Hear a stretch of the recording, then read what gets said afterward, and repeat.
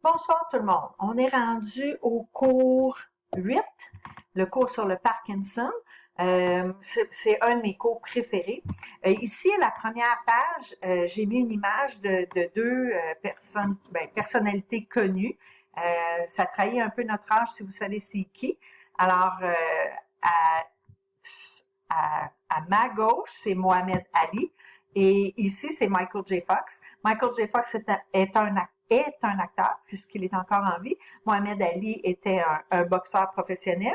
Les deux étaient ou sont atteints du Parkinson pour deux raisons complètement différentes. Puis on va voir tout à l'heure qu'est-ce qui cause le Parkinson. Puis on va voir pourquoi M. Ali a été affecté du Parkinson et pourquoi Michael J. Fox l'est de son côté, mais de deux façons différentes. Alors, le Parkinson, c'est une maladie dégénérative, comme bien d'autres pathologies qu'on a vues jusqu'à maintenant. Donc, ça veut dire que c'est quelque chose qui s'installe relativement tranquillement et qui ne se guérit pas. C'est une maladie qui détruit une partie du système nerveux. Dans ce cas-ci, ça détruit on va le voir un petit peu plus tard, le locus niger, où est-ce que la dopamine est produite.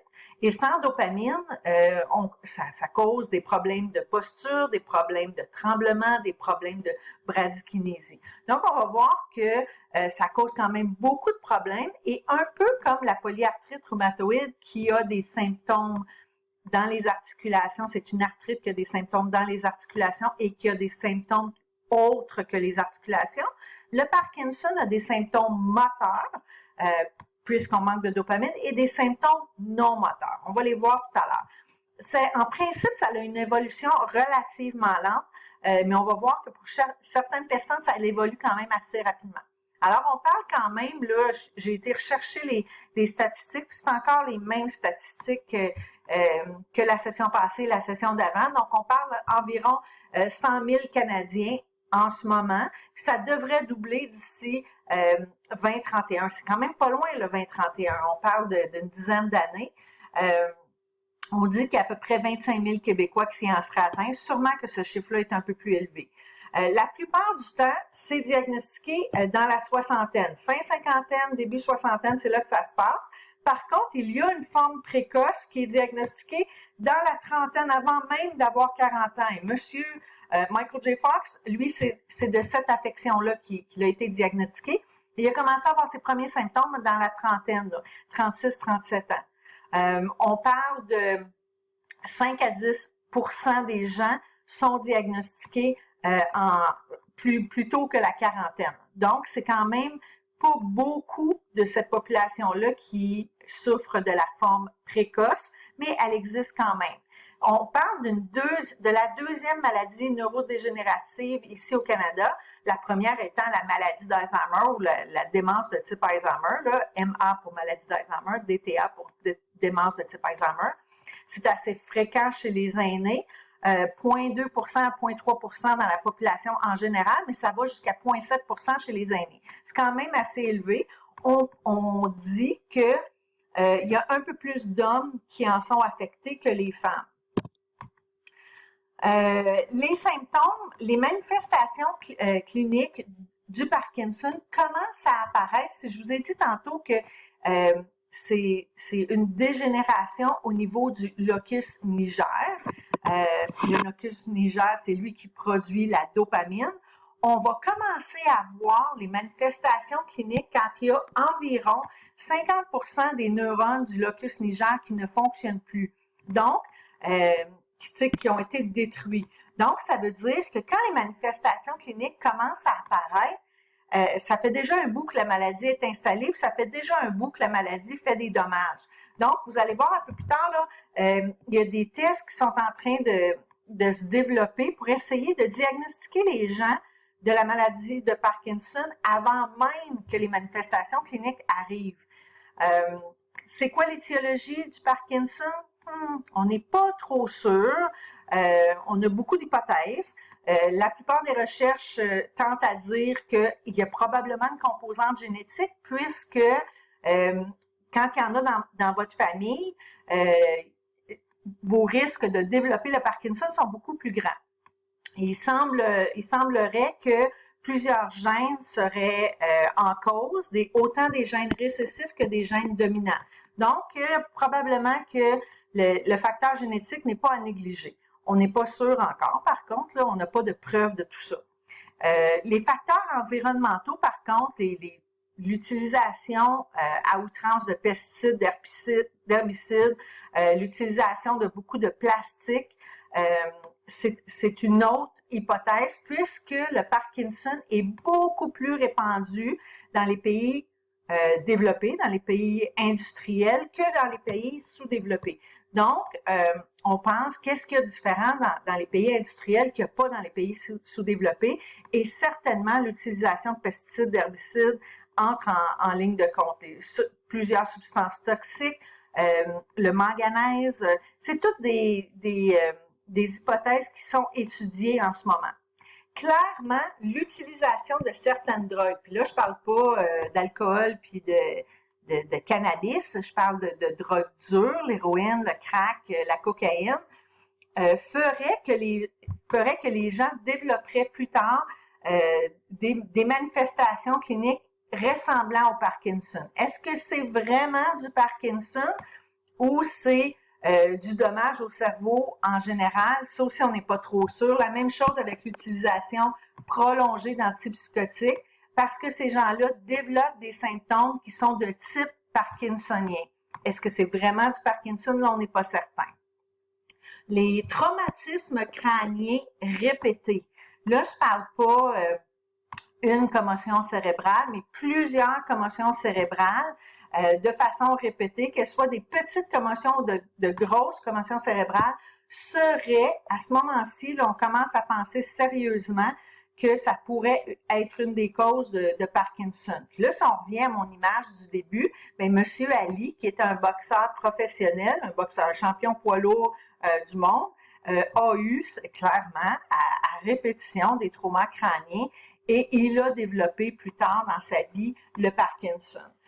On voit ça aussi chez les joueurs de football, chez les boxeurs, clairement, même les joueurs de hockey. Les joueurs de hockey qui jouent le gros contact, les batailleurs dans les clubs de hockey, ont plus de risques de développer le Parkinson ou l'Alzheimer en avançant en âge. Donc, clairement, ça pourrait être une cause. L'athérosclérose, on se rend compte que si le cerveau est pas bien irrigué en sang bien oxygéné, si les vaisseaux sanguins sont bloqués par des plaques d'athérome, la destruction des neurones se fait plus rapidement. Donc, c'est pour ça que je vous disais, c'est important de développer des examens ou des tests qui vont faire qu'on va être en mesure de diagnostiquer le Parkinson rapidement parce qu'à ce moment-là, l'athérosclérose, c'est quelque chose qu'on peut essayer de soigner rapidement. Donc, surtout quand c'est dans les carotides, les gens qui ont des hauts taux de cholestérol, on va les mettre sur des statines. Alors, ça ici, là, c'est quelque chose qui est relativement contrôlable. Là. Donc, c'est une bonne piste. Là. Alors, on a dit tout à l'heure que c'est les neurones dans le locus de Niger, puis on va voir sur une des diapositives plus loin que c'est vraiment une petite partie du cerveau, le locus Niger, mais c'est lui qui sécrète la dopamine. Et la dopamine, c'est le neurotransmetteur qui est en charge de la posture, de l'équilibre et des mouvements volontaires.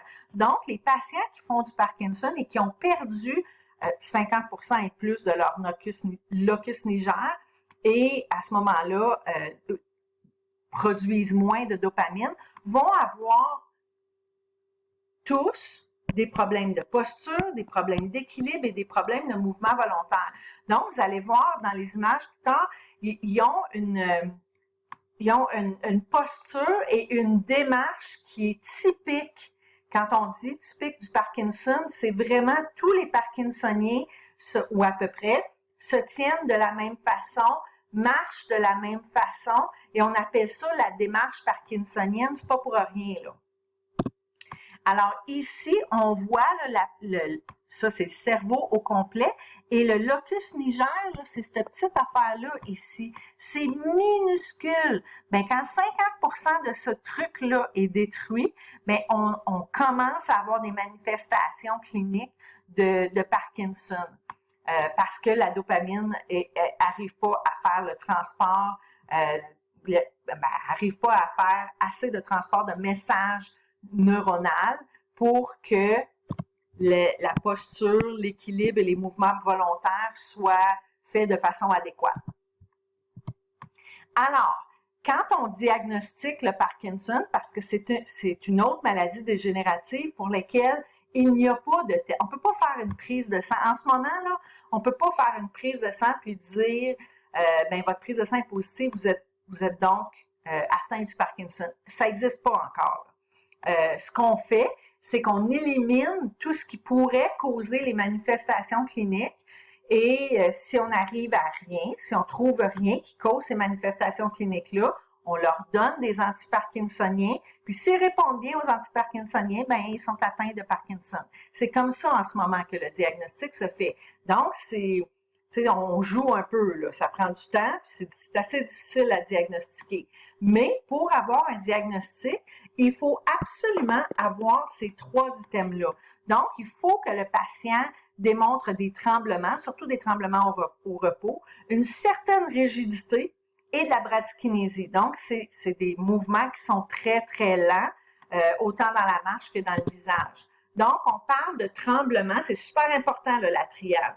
Des tremblements au repos. Le patient est assis, il bouge pas, il fait rien, et pourtant, c'est souvent sur un côté du corps que ça commence, il y a une main qui tremble.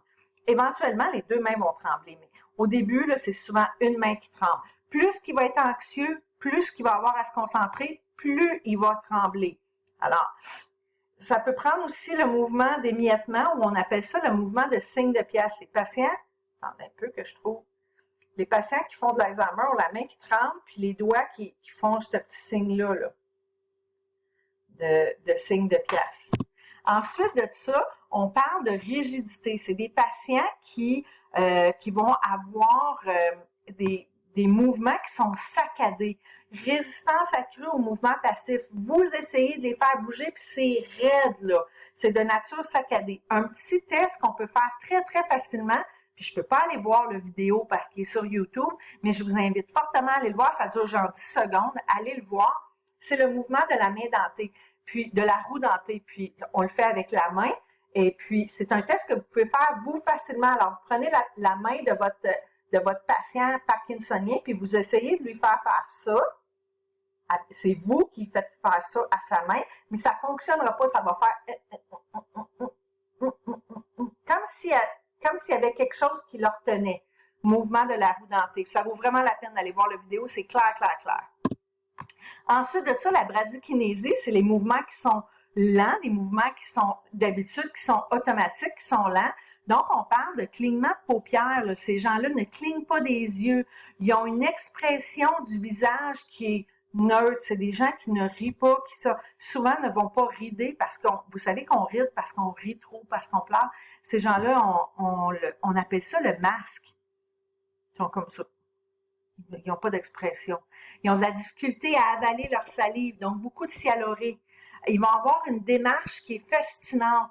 C'est des gens qui se traînent, ils sont penchés vers l'avant, ils traînent leurs pieds par terre au lieu de lever leurs pieds. La vidéo ici, ça vaut vraiment, vraiment la peine d'aller voir. C'est une vidéo que on voit la démarche typique d'un Parkinsonien. On voit sa main trembler, on voit qu'il traîne ses pieds. La physiothérapeute essaie de le faire lever ses pieds, ça fonctionne pas. C'est vraiment intéressant à regarder. Le visage inexpressif, on appelle ça le masque parkinsonien. Et la micrographie, c'est qu'ils vont commencer à écrire en lettres qui ont la bonne grosseur, puis plus ça va avancer, plus ça va être petit, puis à la fin, on a peine à lire qu'est-ce qu'ils écrivent. Micrographie. Alors ici, on a une image d'un Parkinsonien typique. Là, on peut pas le voir marcher parce que c'est juste une photo, mais il est penché vers l'avant, il n'y a pas d'expression. Ses mains, ses bras ne balanceront pas chaque côté de son corps. Il traîne ses pieds. Alors là, je vais arrêter la vidéo parce que j'approche de mon 15 minutes, puis on va continuer après.